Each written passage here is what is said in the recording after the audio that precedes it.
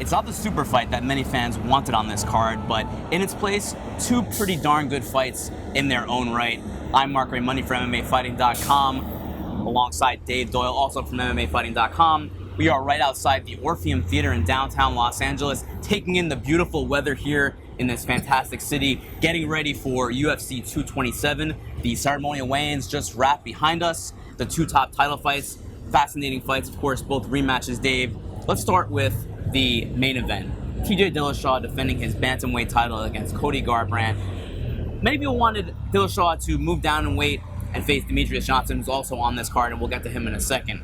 Instead, he will face Cody Garbrandt. It is a rematch of their UFC 217 fight that Dillashaw won by second round KO last year at Madison Square Garden in November. What do you think, Dave?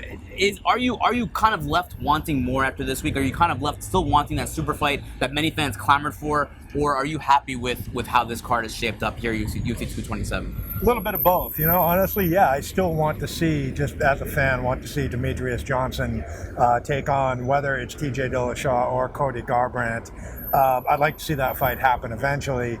And the fact that we were teased with this fight for a while, and then not only did we not end up getting it, but both champions are on this card fighting different matches against opponents have already fought.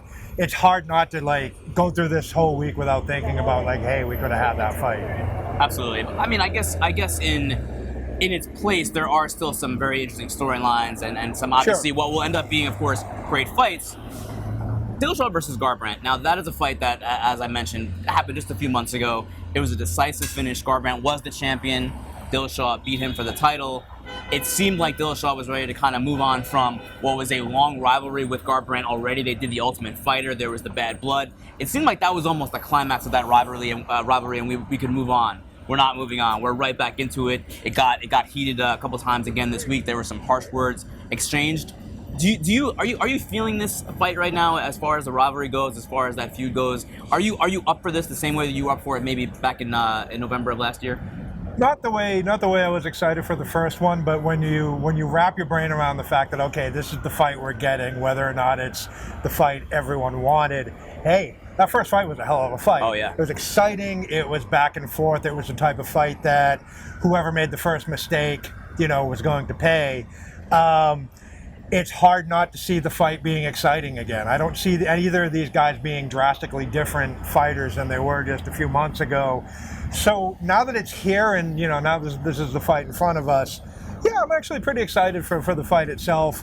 Still a little bit disappointed that we didn't get the other one, but, it is what it is. Yeah, I mean, as far as inside, I think once they're inside the cage, I think everyone's all in, right? I think those are two guys who are supremely skilled and talented and athletic and are always exciting. They're very rarely not exciting. So I think once they're in there, I think everyone will be happy. I guess it's just the whole lead up. Maybe after doing that whole song and dance last year with the Ultimate Fighter, maybe it wasn't the build up that some people would have loved. And of course there was that lingering and fans still comment about, why isn't Demetrious Johnson fighting TJ Dillashaw?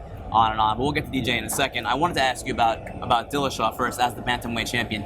If he beats Cody Garbrandt on Saturday, does that tell you anything new about TJ Dillashaw that maybe you didn't know already, or is this kind of just a running in place type of event for Dillashaw? Not really. Yeah, I would categorize it as that because we've already seen the way TJ Dillashaw performs in rematches. He avenged the loss to Rafael Swanson. Wait, did I get that right? Thank you. Yep, yeah. And, the second time he fought Renan Barao, he beat him worse than he did the first time, which I didn't think was something that would even be possible. So, the only thing we learn out of this, if TJ wins, is that, yeah, he's a smart fighter who does better the second time around than the first time around. Holding in place pretty much sums it up for me. Yeah.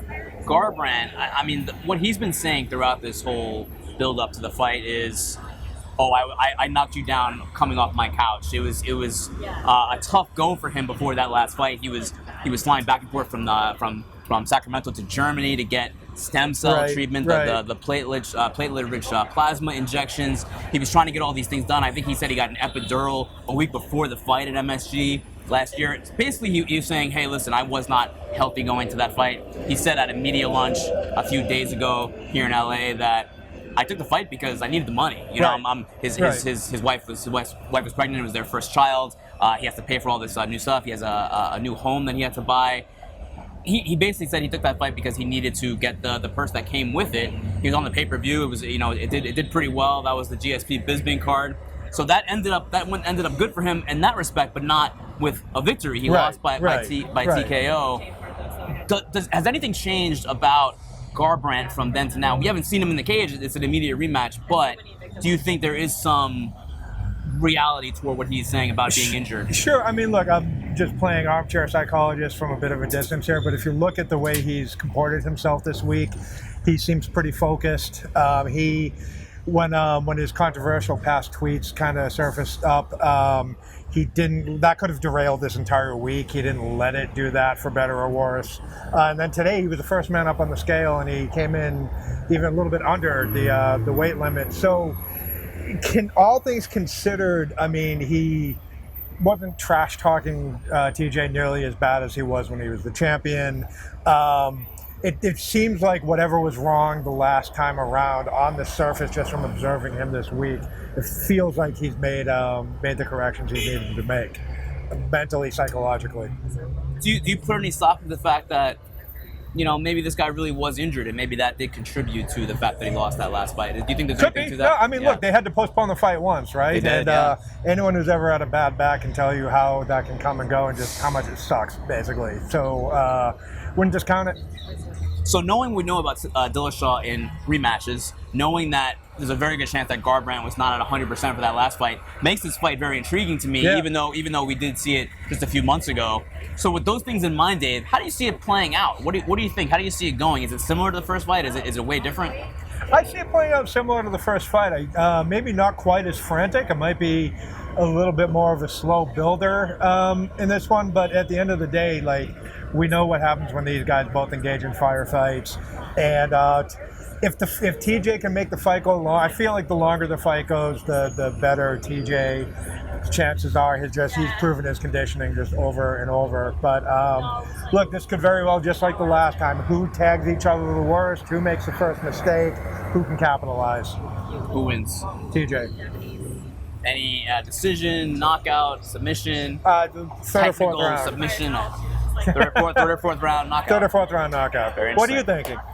That's a tough one. You know what? I think I do put a little bit of stock into the Garbrandt injury stuff, and I know that he was definitely not feeling great before that fight. Got an epidural before the fight.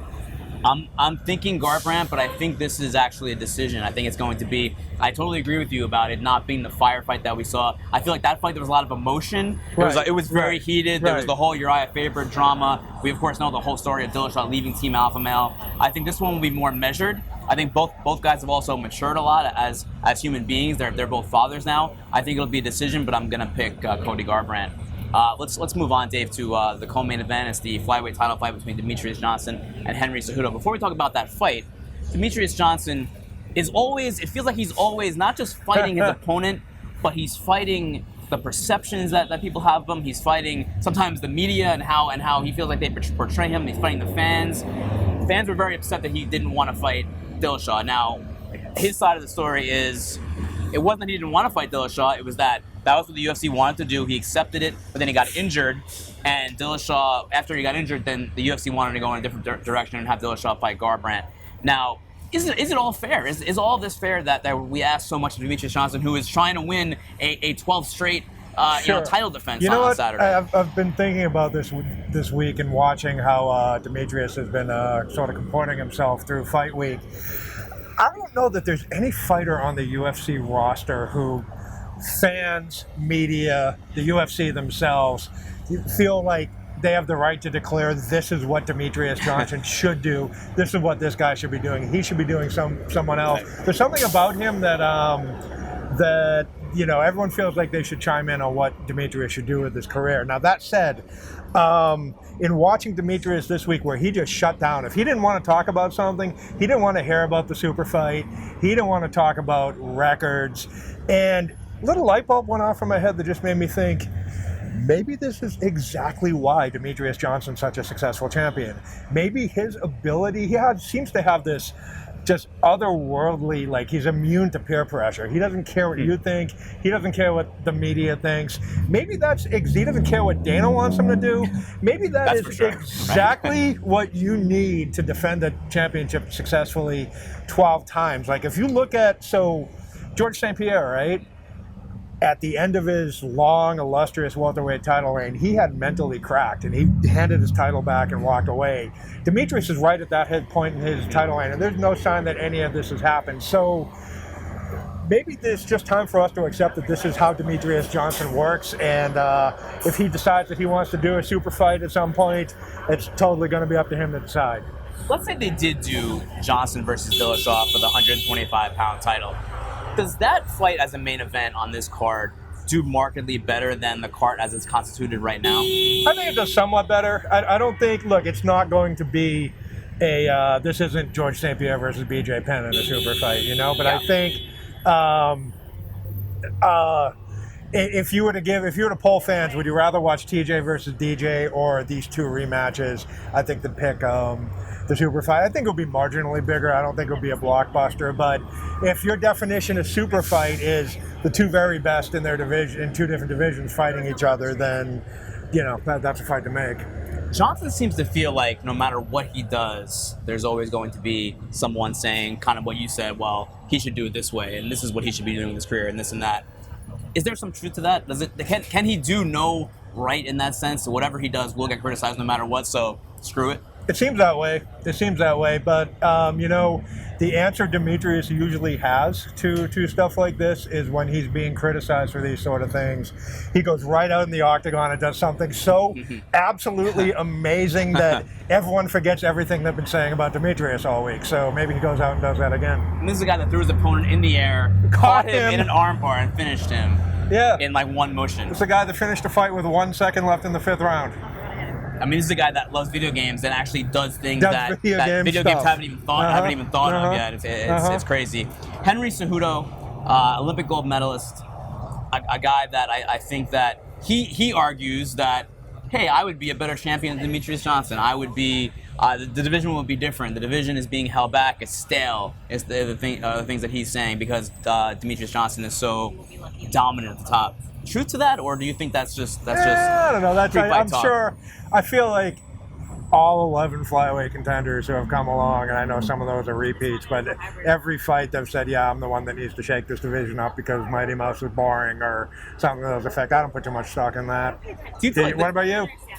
I mean, no, not necessarily. It's a weird thing because the streak that Demetrious Johnson is in right now, when Anderson Silva had that streak, he had a stretch as well, right, where people were saying he was boring. People were saying he wasn't exciting. The fights actually got bad, and Dana White had a few temper tantrums at press conferences because he didn't like the performances that they had Silva to give him light heavyweight fights just to keep him from getting bored. And it only really turned around for Anderson when Chael Sonnen came along, and I don't see anyone in the flyweight division that's like Chael Sonnen at all, for better or worse. Maybe that's okay.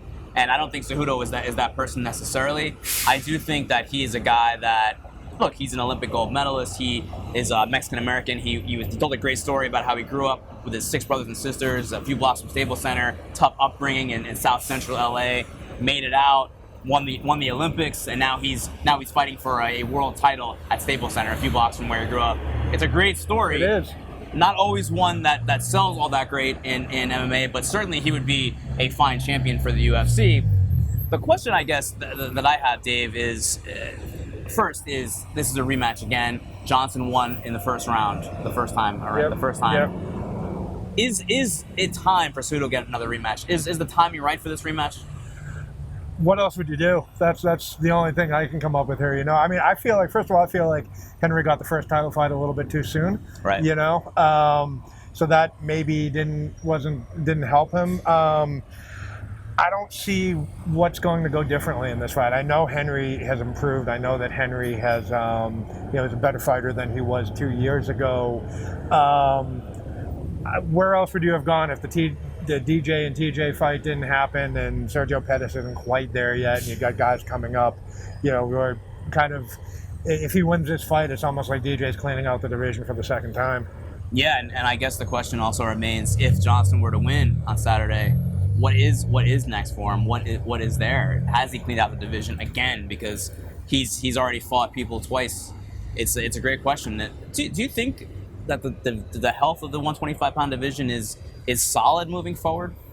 I do think so, because I do buy into the theory that flyweight division actually has a hell of a lot of talented competitors, and it's just, people thought middleweight was weak for a while because Anderson Silva was so dominant. Yeah. I think there's a little bit of that as well. I mean, look, if Henry wins the championship, I don't know that Henry versus Joseph Benavidez is a big drawing pay-per-view fight either. Certainly. But if by health you mean, are they a big money drawing division? No. Is it a competitive division with really compelling fighters to watch? Yeah, absolutely. What does Henry Cejudo have to do to beat DJ? Does he have even a path? Is there a path there for him? I mean, I can't even answer that one, because the last time Demetrious fought a fight, he was fighting Dominic Cruz 6 years ago, almost 7 years ago now. So the Ian McCall fight was pretty. The first one was pretty competitive. Yes, that was a draw. Sure. But so that said, I know I'm probably supposed to come up with a path to victory for Henry here, and I can't think of one. Can you? It's tough to say. I mean, I would say wrestling, but when they got into the clinch the first time, Johnson completely dominated him, and Cejudo said that was the first time he felt like that in competition. As an Olympic champion, to have someone physically dominate him like that could be a thing that mentally breaks you or motivates you. And I think for Cejudo, he's the kind of guy where it motivated him. I mean, he looks like a different guy. He's shredded now. He said he's been using science. I think he's gotten markedly better. I think that he may have more power in his hands. I think that's probably what I would say off the bat. There is, if there's any advantage, I think he has a more one-punch knockout power than Johnson. Sure. But can that be effective anyway? Johnson's fought guys who were very good strikers who have power as well, and it didn't go their way. So I don't know. What's your pick, Dave? DJ or Cejudo? DJ, I think it goes a little bit longer this time. Maybe DJ takes some time to feel him out and see what he's got. Let's say DJ finishes him in the third round. TKO, KO, submission? Submission. I'm also going to go the same way. I'm going to say fourth round submission. One of those late submissions that Demetrious Johnson likes so much, where the guy is where everything seems like a lull, and then all of a sudden he hits you with an armbar somewhere. I think it could be a markedly better fight though than the first one, which was over pretty quickly, only 2 minutes and change. Moving on to the rest of the main card, I would say probably the third most significant fight on UFC 227 is Cub Swanson and Renato Moicano. Big featherweight fight. Cub Swanson is coming off 2 losses, but Swanson is always a guy for the last 6 years has been in that mix at featherweight, 1 or 2 wins away from a title shot, or at least close to it. How do you see that? How do you break down that fight, and how do you see it going? I like this fight. Look, Renato Moicano is super underrated dude, right? This is someone who his only loss was to Brian Ortega in a fight that he was winning before he got caught. There's no shame in having that happen. And you look, the way he bounced back his last time out, Calvin Kattar came into that fight with a good bit of momentum, and Renato just made him look like he didn't even belong in the cage with him. So I think that Renato's this close to a breakout, and if he can put on a good performance against Cub, then he's the, that could very well be the fight that gets him to that next level. With Cub, see, here's the thing with Cub, like, I feel like Cub's one of those guys who's just bulletproof, like the Frankie Edgar, or you can name any other really durable, popular veteran. Like, I see coming out of this fight, like, win or lose, I could see him rematching Jose Aldo and having it be like a compelling and relevant fight, as long as he doesn't come out and look like absolutely terrible. WC Revival. WC Revival. Who do you got, Swanson or Moicano? Moicano, decision.